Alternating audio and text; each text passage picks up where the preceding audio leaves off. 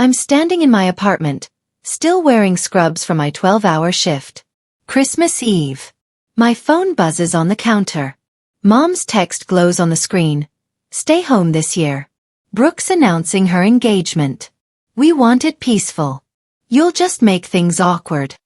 My hands start shaking. Not from sadness. From years of swallowed anger finally clawing its way to the surface. I type back one word. Understood. Then I grab the remote to distract myself. The TV flickers on. Breaking news banner scrolling across the bottom.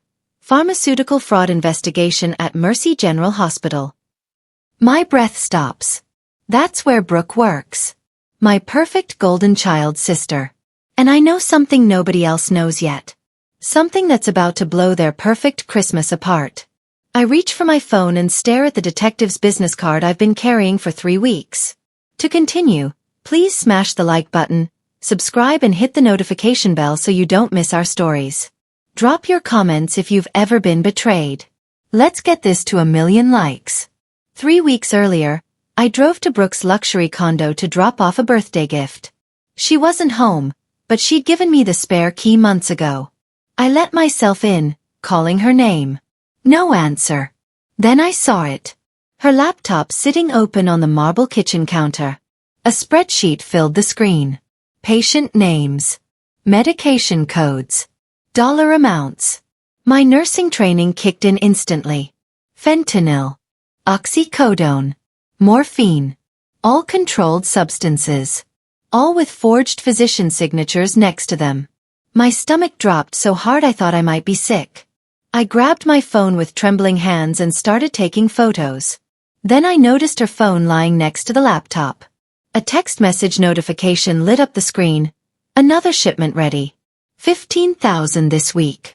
I stumbled backward, knocking into a bar stool. My perfect sister was stealing drugs. Selling them. Suddenly, I heard keys jingling in the hallway. Brooke was coming home early. I shoved my phone deep into my pocket as the door swung open. Brooke walked in laughing into her phone, designer shopping bags dangling from both arms. She glanced at me like I was a piece of furniture she'd forgotten was there. "Ooh, you're still here?" she said, barely looking up. I opened my mouth to confront her right then. To scream at her. To demand answers.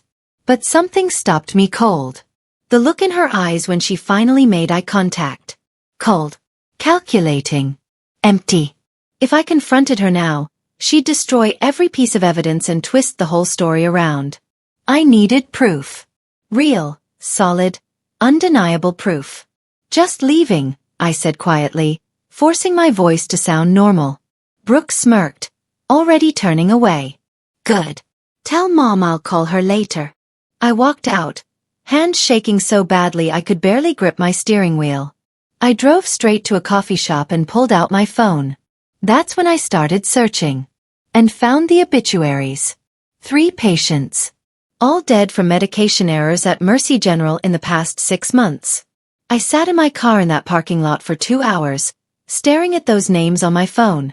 Sarah Mitchell, 58. Paul Henderson, 61. Gloria Ramirez, 47. All died from overdoses or complications linked to medication mismanagement. My nursing oath was screaming at me to report this immediately. But Brooke was my sister. My only sibling. Our mother would never forgive me. The family would call me jealous. Vindictive. A liar trying to destroy Brooke's success out of pure spite. My phone buzzed. Mom calling. I couldn't answer. Instead, I dialed the hospital's patient safety hotline with shaking fingers and left an anonymous tip. Gave them everything I knew. 2 days passed. Then 3. Nothing happened. The hospital buried my report completely. That's when I understood. Brooke had powerful people protecting her. People who benefited from keeping this quiet. Then my phone rang from an unknown number. A detective's voice. "This is Detective Flynn. I'm investigating pharmaceutical theft at Mercy General. Do you have information?" I met Detective Marcus Flynn at a diner 40 minutes outside the city.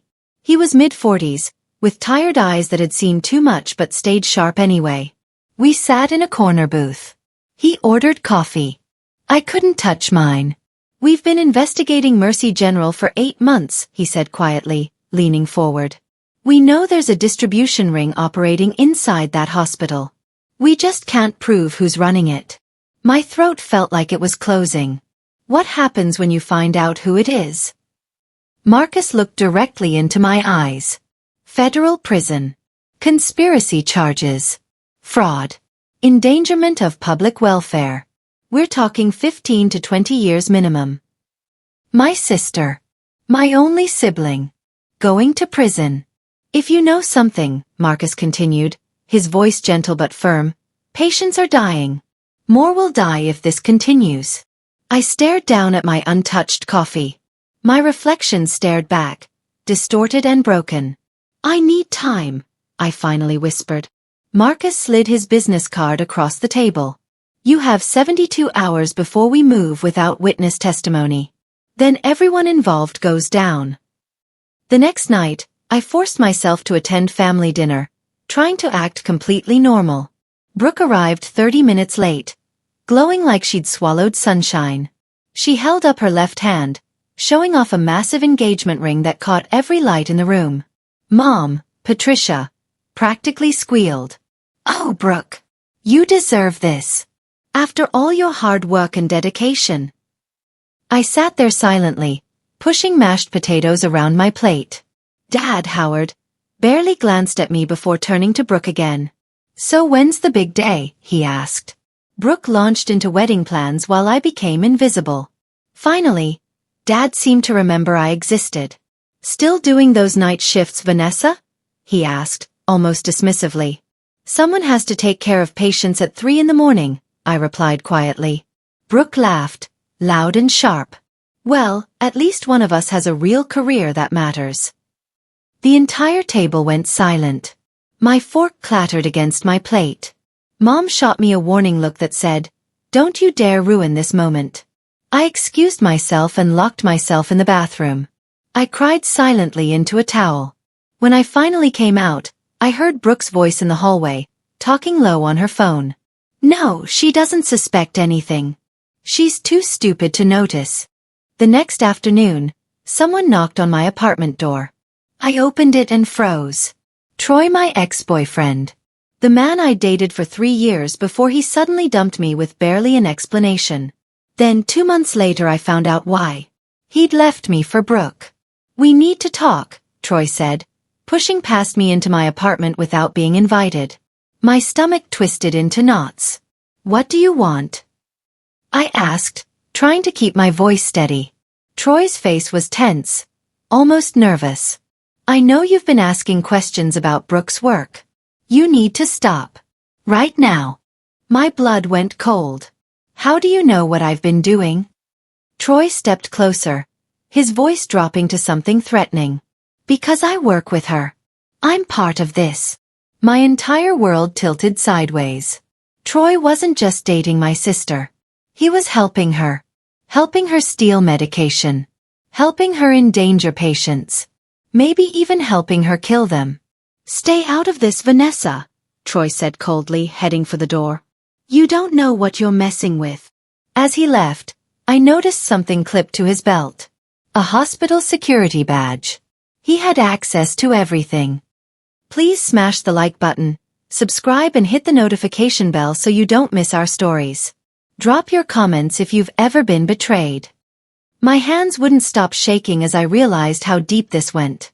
Troy worked hospital security. He was helping Brooke bypass cameras and security systems. Covering her tracks. I called Detective Flynn immediately.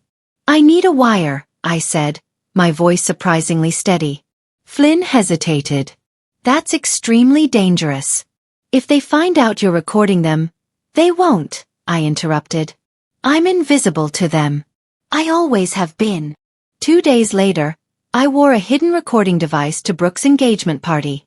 The house was packed with family and Brooke's wealthy, successful friends. I drifted through the crowd like a ghost. Nobody talked to me. Nobody even looked at me.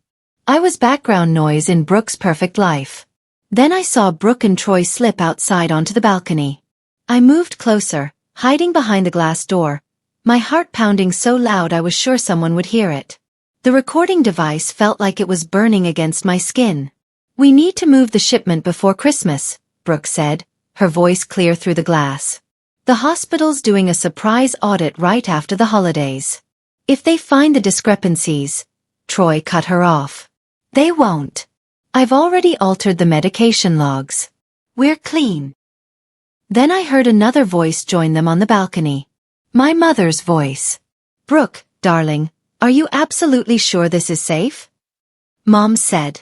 My blood turned to ice in my veins. My mother knew. She knew everything. Mom continued, worry creeping into her tone. "I don't want you getting caught. Maybe you should stop for a while. Just until things cool down." "Mom, relax," Brooke said, and I could hear the smile in her voice. "We've made over $200,000 this year alone. I'm not stopping now. Not when we're this successful." My knees buckled. I grabbed the doorframe to keep from collapsing. My own mother had been enabling this. For how long? Months? Years? The recording device captured every single word. I backed away slowly, my heart hammering against my ribs like it was trying to escape. I stumbled through the party, grabbed my coat from the pile by the door, and left. Nobody noticed.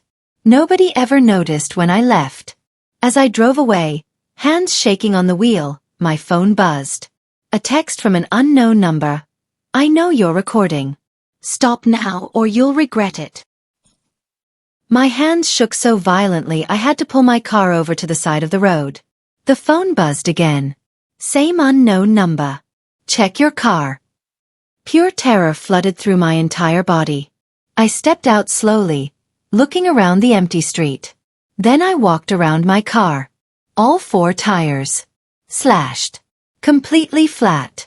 And tucked under my windshield wiper was a handwritten note on expensive paper. "Family stays loyal. Or they disappear." I called Detective Flynn with fingers that wouldn't stop trembling. "They know," I whispered into the phone. Flynn arrived with 2 other officers within 20 minutes. "We're moving the timeline up," he said, his face grim as he examined my car. "This is a direct threat. We need everything you have right now." I handed over my phone with all the recordings. Flynn listened, his expression getting darker with every second. "This is bigger than we thought," he finally said. "Your mother's involved. Security's involved. Possibly hospital administration too." He looked at me seriously. "There's something else you should know. One of the patients who died? Her daughter's been trying to get answers for 6 months. She wants to meet you." I met Claudia Mitchell at a small park the next morning. She was 29, with hollow eyes that looked like they hadn't seen sleep in months. She clutched a thick folder of medical records against her chest like a shield. "My mother died 6 months ago," Claudia said, her voice shaking with barely controlled emotion. "They told me it was a medication error. A terrible accident. But I know someone gave her the wrong dosage on purpose." My chest tightened. "How do you know that?" Claudia opened the folder with trembling hands. "Because the pharmacy has records showing they never dispensed that medication.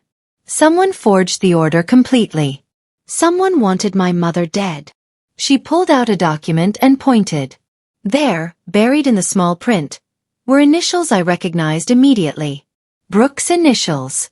"I've been trying to get the hospital to investigate," Claudia continued, tears streaming down her face now. "But they keep shutting me down.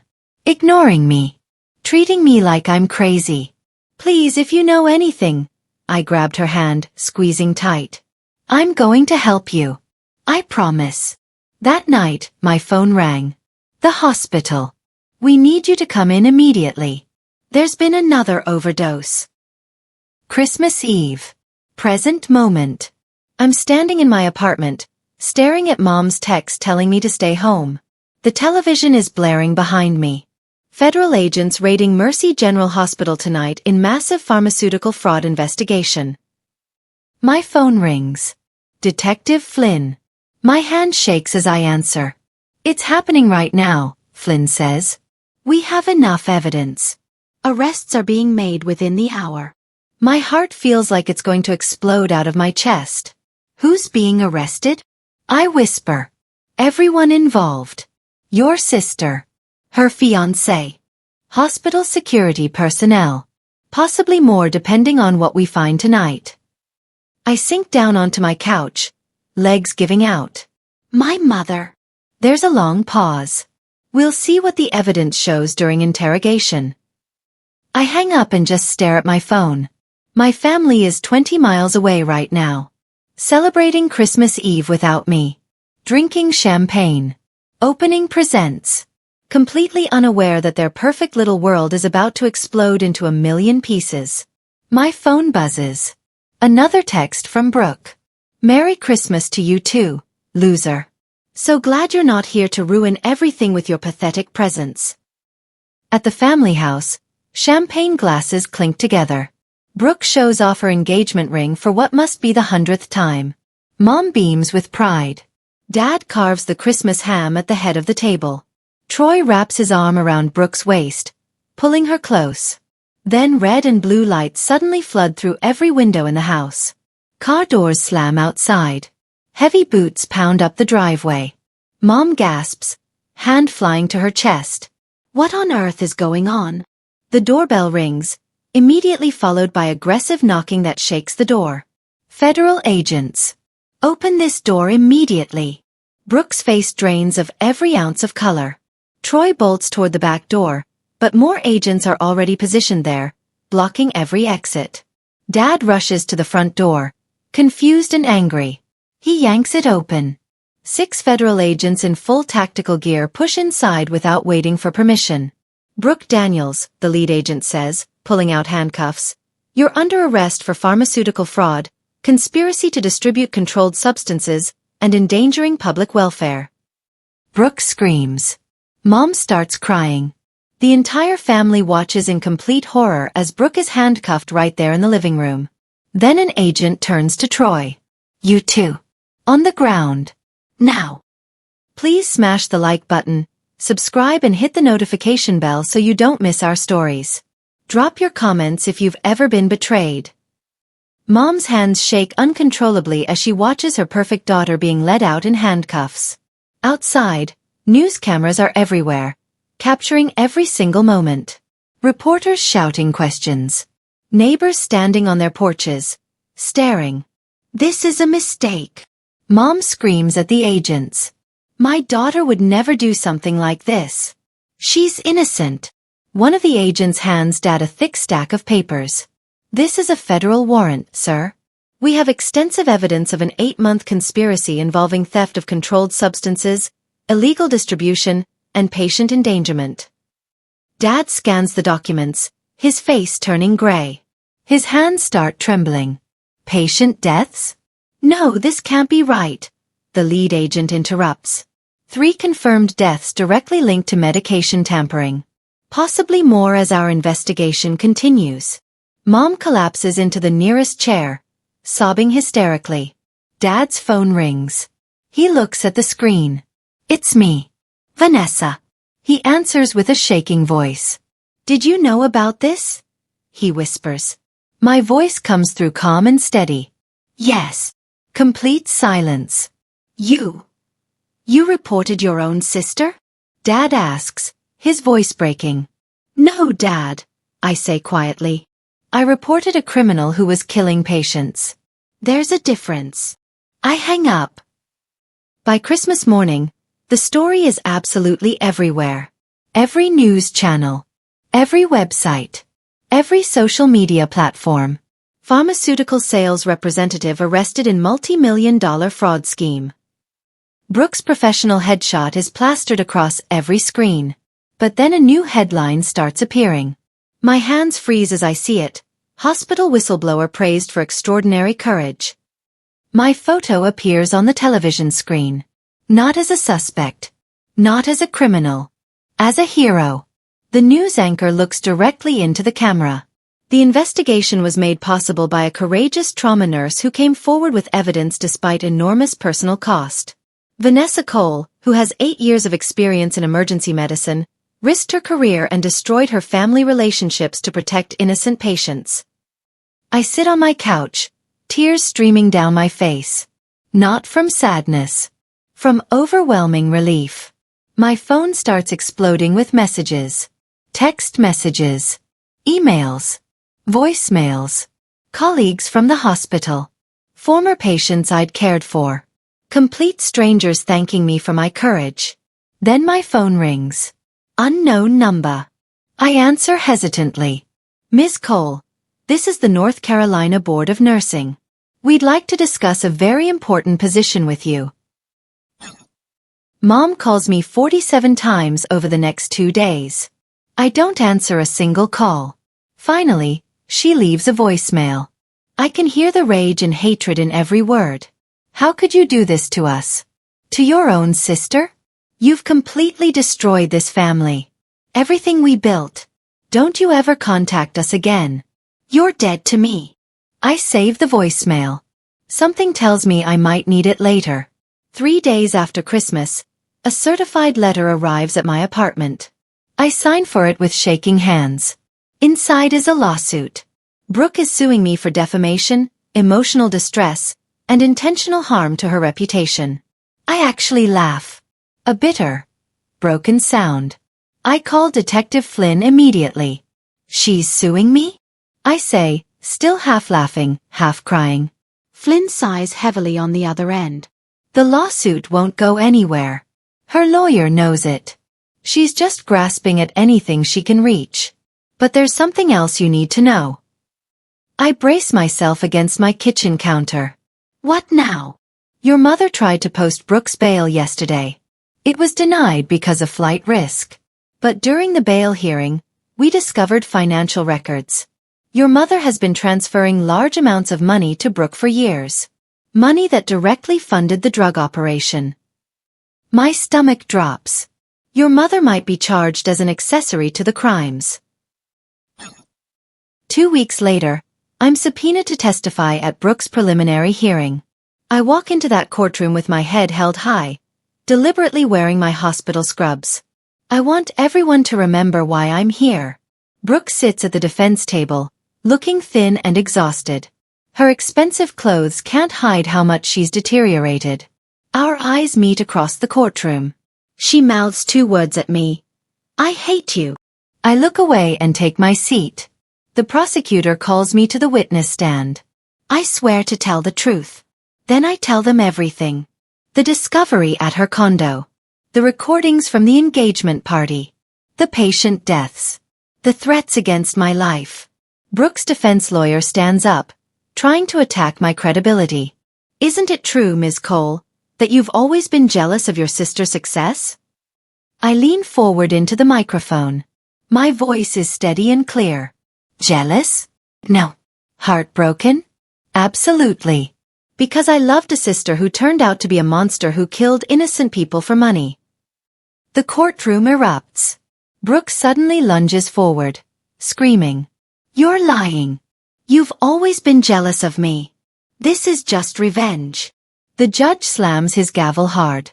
Miss Daniels. One more outburst and you'll be held in contempt. Security officers restrain Brooke as she collapses, sobbing. 2 weeks after the hearing, someone knocks on my apartment door. I open it and freeze. Mom stands there. She looks like she's aged 10 years. Hollow cheeks. Gray roots showing. Eyes red from crying. Can we talk? She asks quietly, almost pleading. I let her inside but don't offer her coffee or comfort. We sit in painful silence. Finally, Mom speaks. Her voice is barely a whisper. I enabled her. I know that now. I see it clearly. I say nothing. Just wait. Mom continues, tears starting to fall. After your father lost his job 8 years ago, Brooke started giving us money. Lots of it. I didn't ask where it came from. I deliberately didn't want to know. My jaw clenches so hard it hurts. You took drug money. Money made from selling stolen medications. While I worked 2 jobs just to pay for nursing school. Mom flinches like I slapped her. I'm so sorry, Vanessa. Sorry doesn't bring back Sarah Mitchell. Or Paul Henderson. Or Gloria Ramirez. I say, my voice cold as ice. Sorry doesn't bring back any of the patients who died because you enabled a murderer. Mom sobs harder, her whole body shaking. I've lost everything now. Brooke won't speak to me. Your father barely looks at me. The FBI seized all our bank accounts. I stand up, walking to the door. Good. Maybe now you'll finally understand what real consequences feel like. A week later, I receive an unexpected email. Dr. Helena Cross, the chief medical officer at Mercy General Hospital, wants to meet with me privately. We meet at a small coffee shop far from the hospital. Dr. Cross is in her 50s, sharp-eyed, but she looks exhausted, defeated. I should have caught this sooner, she admits immediately. All the signs were there. I ignored them because Brooke was charming and her sales numbers looked impressive. I nod slowly, stirring my coffee. What happens to the hospital now? We're implementing completely new protocols. Stronger oversight. Better checks and balances. But I want you personally involved in building them. I look up surprised. Me? Dr. Cross leans forward.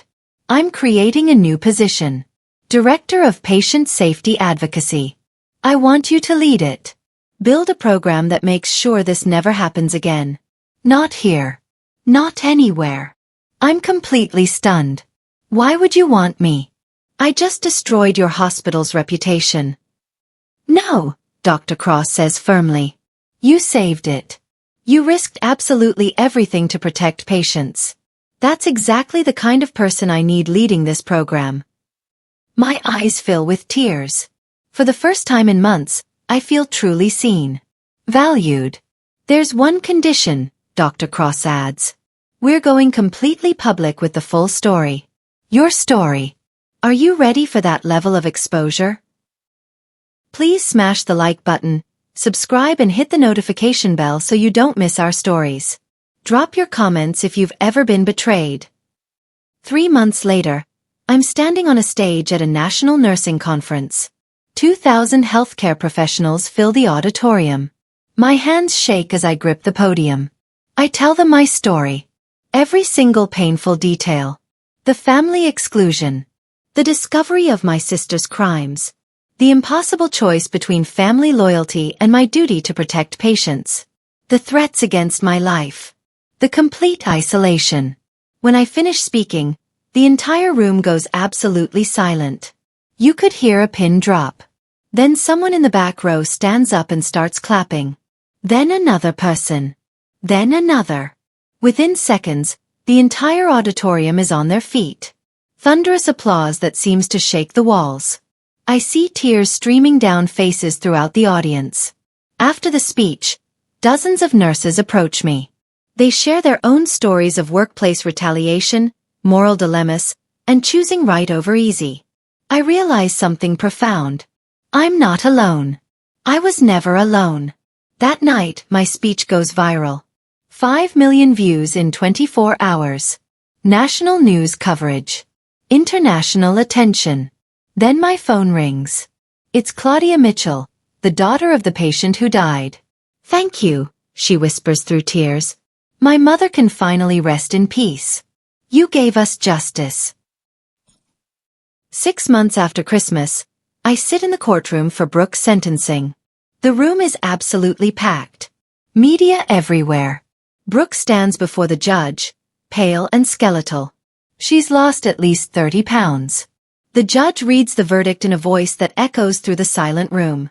15 years in federal prison. No eligibility for parole for 10 years. Brooke collapses, sobbing so hard she can barely breathe. Mom screams from the gallery, a sound of pure anguish. Troy receives 12 years for conspiracy and evidence tampering. Various hospital security staff receive sentences ranging from 5 to 8 years. The judge looks directly at Brooke. You betrayed your profession. You endangered innocent lives. You showed absolutely no remorse for your actions. This sentence reflects the severity and devastating impact of your crimes. As guards lead Brooke away in chains, she turns back one final time. Our eyes meet across the courtroom. Her face is twisted with pure hatred. I feel nothing. No triumph. No satisfaction. No joy. Just profound sadness for the sister she could have been.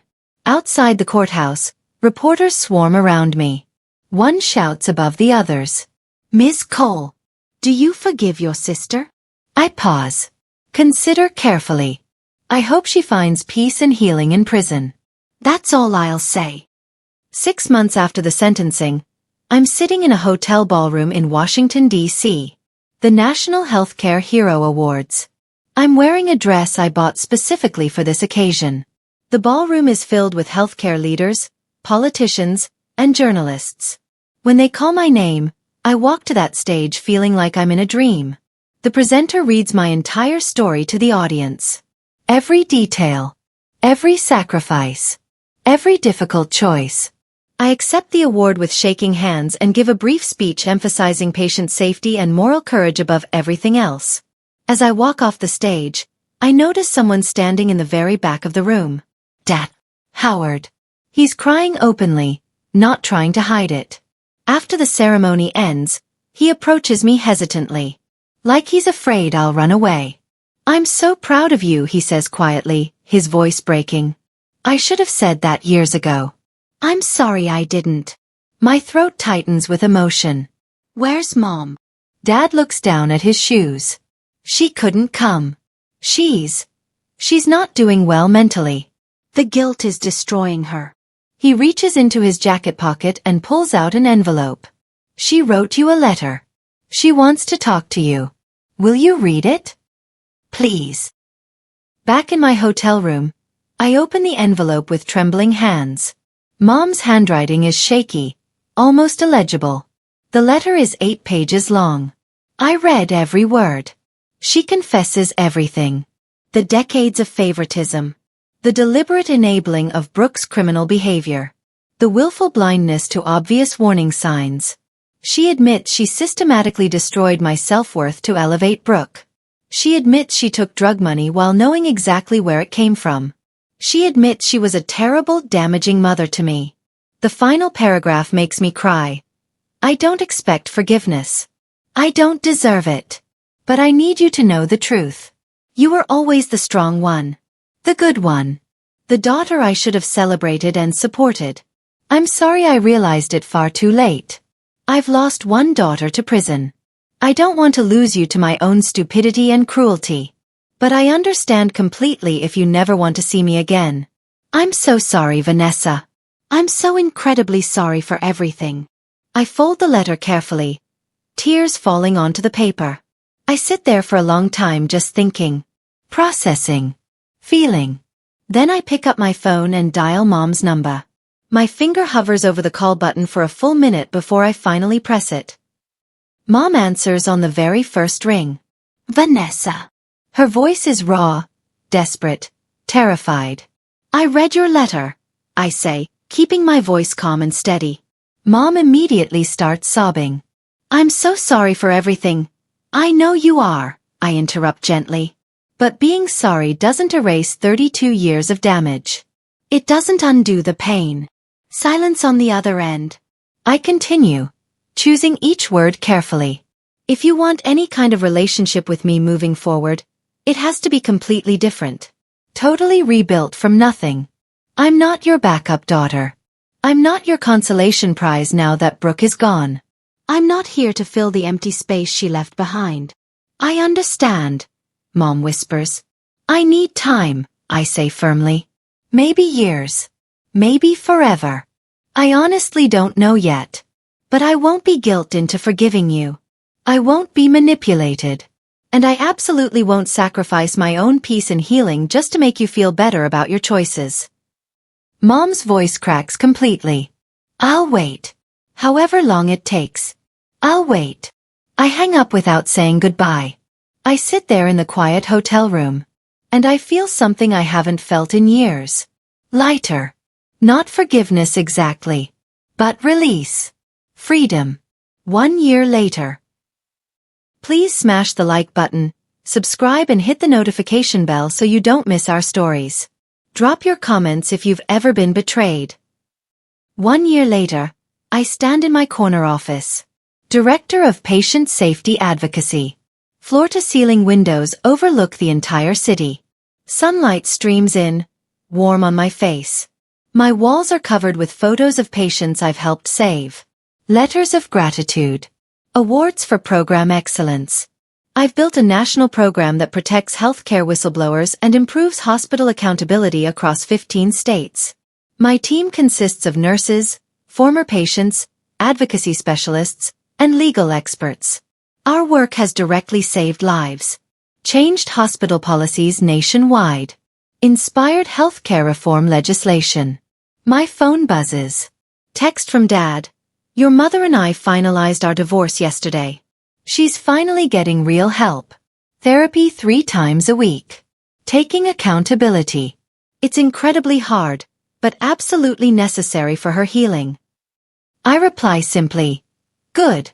Real healing takes real time and real work. Another text arrives. This one from Claudia Mitchell. Just graduated from nursing school today. Top of my class. Because of you and what you showed me about courage. Thank you for changing my entire life. I smile, tears filling my eyes. Happy tears this time. Then one final notification. An email from the governor's office.